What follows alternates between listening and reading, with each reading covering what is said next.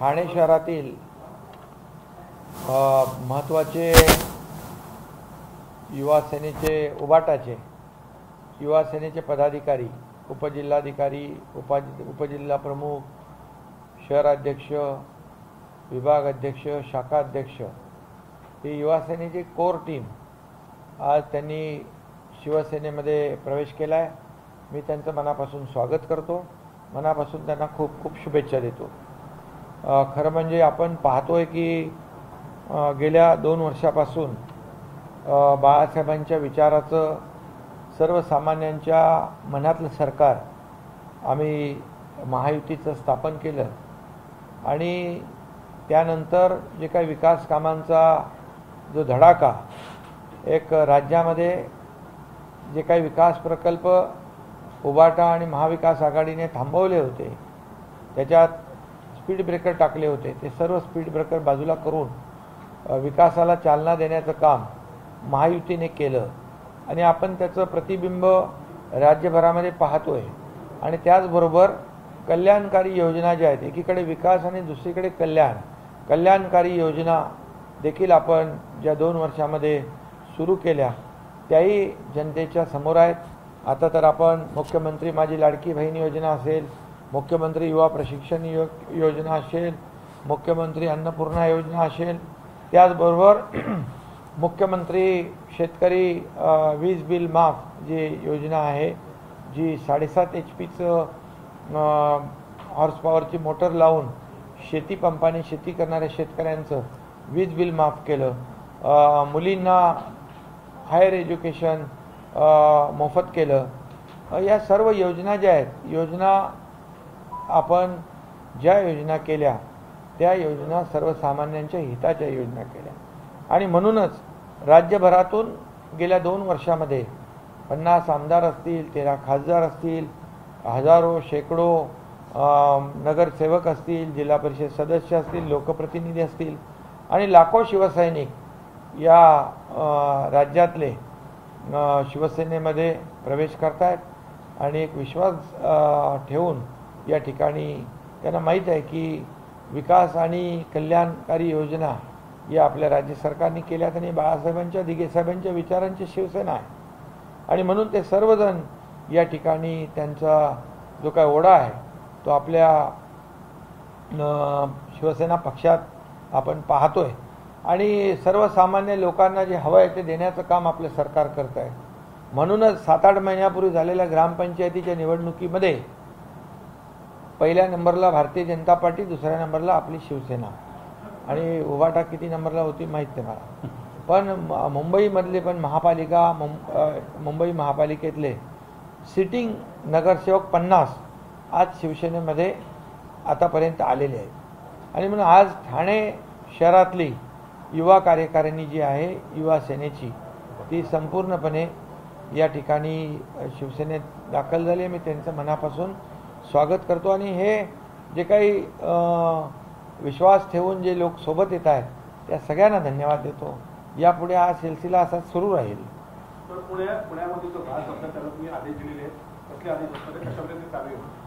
जे पुण्यामध्ये आपण पाहिलं की धरणाचं पाणी आणि कॅचमेंटमध्ये पाणी हे पाऊस जो जास्त पडला,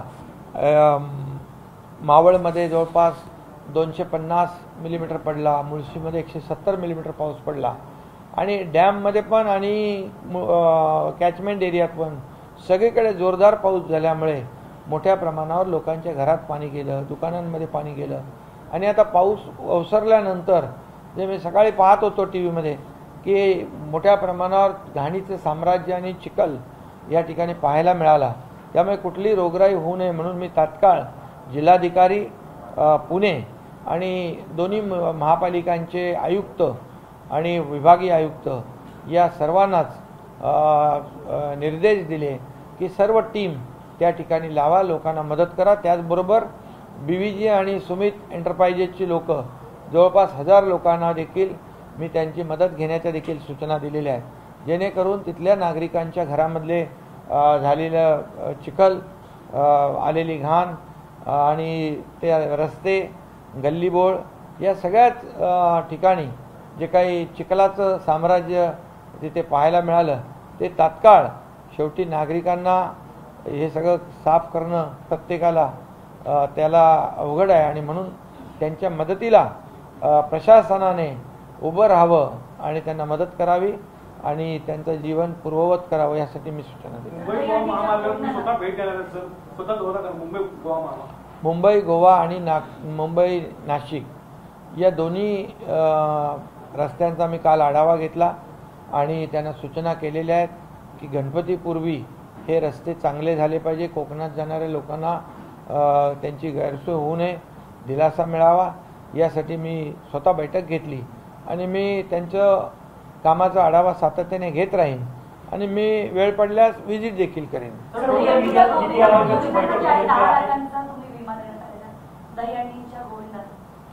त्यांना गेल्याही वर्षी आपण विम्याचं कवच दिलं होतं. गोविंदा एक थरारक थर लावतात आणि त्यामध्ये काही गोविंदा जायबंदी जखमी होतात, काय दुर्दैवाने काही लोकांचा मृत्यू होतो आणि म्हणून शासनाने गेल्या वर्षापासून विम्याची कवच देण्याचं ठरवलं, निर्णय घेतला, ती पॉलिसी आणि त्याप्रमाणे आम्ही लागू केले. पोरबंदरच्या रस्त्याच्या देखील PWD आणि महापालिका आयुक्तांना सूचना दिल्या. जेवढे रस्ते आहेत हे सर्व रस्ते त्यावर तात्काळ दुरुस्त व्हावेत. त्यामुळे वाहतूकदारांना प्रवाशांना त्रास होऊ नये याची काळजी घेण्याची सूचना मी दिलेल्या आहेत.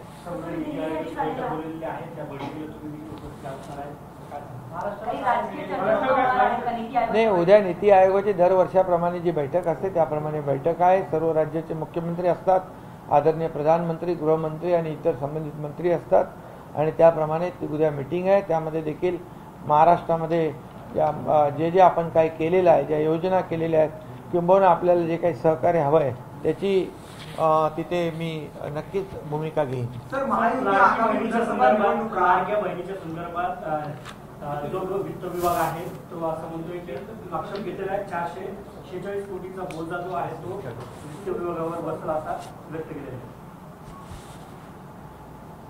प्रशासन म्हणून, सरकार म्हणून आम्ही ज्या योजना जाहीर केलेल्या आहेत, मग लाडकी बहीण असेल, अन्नपूर्णा योजना असेल, शेतकऱ्यांचं वीज बिल माफ असेल, मुख्यमंत्री युवा प्रशिक्षण योजना असेल, हे सर्व पैशाची तरतूद आम्ही केलेली आहे. कोण अधिकारी काय बोलतो त्याची तर आम्ही माहिती घेऊच आणि परंतु सरकार म्हणून ही जबाबदारी आमची आहे आणि ज्या योजना आम्ही केल्यात याचे पैसे आमच्या लाडक्या बहिणींच्या खात्यामध्ये आणि त्याचबरोबर शेतकऱ्यांना त्याचा लाभ, युवकांना त्याचा लाभ देण्याचं काम सरकार करेल आणि सगळी पैशाची तरतूद केलेली आहे. आता लाडकी बहीण जी आहे ही लाडकी बहीण योजना जेव्हा आम्ही सुरू केली त्याच दिवशी सावत्र भावांच्या पोटात दुखू लागलं आणि त्यांना कळेन असं झालं काय करायचं आणि मग म्हणाले लाडक्या भावाचं काय. आम्ही लाडक्या भावासाठी पण योजना केली, मुख्यमंत्री युवा प्रशिक्षण योजना 6,000, 8,000, 10,000 हे अनपेक्षित आहे त्यांच्यासाठी आणि म्हणून त्यांना हे पचनी पडत नाही आहे. शेतकऱ्यांना कसे काय वीज बिल माफ करता, कारण त्यांनी कधी केलं नाही आणि आम्ही केलं. त्यांना वाटलं नव्हतं की या योजना एवढ्या होतील आणि म्हणून त्यांच्या पायाखालची वाळू सरकलेली आहे आणि जे काही प्रतिसाद जो राज्यामध्ये आमच्या भगिनींचा मिळतोय या योजनेला, त्यामुळे त्यांना पराभव डोळ्यासमोर दिसू लागला आहे. त्यामुळे या योजनेलाच विरोध करू लागलेत. आता म्हणून माझ्या लाडक्या बहिणींना मी सांगून ठेवतो, ह्या सावत्र भावांपासून सावधान राहा. हे तुमच्या योजनांच्या विरोधात आहेत. हे तुम्हाला योजना मिळू नये.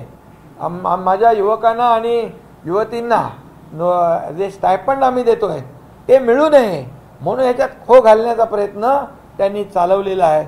परंतु सरकारने घेतलेली भूमिका स्पष्ट आहे, ठाम आहे. जे सरकार जे बोलतं ते करतं आणि जे होणार आहे तेच आम्ही बोलतो. त्यामुळे विरोधकांना त्यांना उत्तर माझ्या लाडक्या बहिणी आणि माझे लाडके भाऊ नक्की देतील. लाडक्या मुलापेक्षा लाडकी बहीण आणि लाडका भाऊ केव्हाही चांगला. आगामी विधानसभा महायुती एकत्र लढेल असं सगळेजण म्हणतात. मात्र एका ठिकाणी नारायण राणे अशी भूमिका मांडतात की भाजपने 288 जागा लढणार आहेत. ठीक आहे, ते प्रत्येक पक्षाचे पदाधिकारी असतात, त्यांचं वैयक्तिक मत असू शकतं. परंतु महायुती मजबूतीने लढेल आणि मजबूतीने जिंकेल.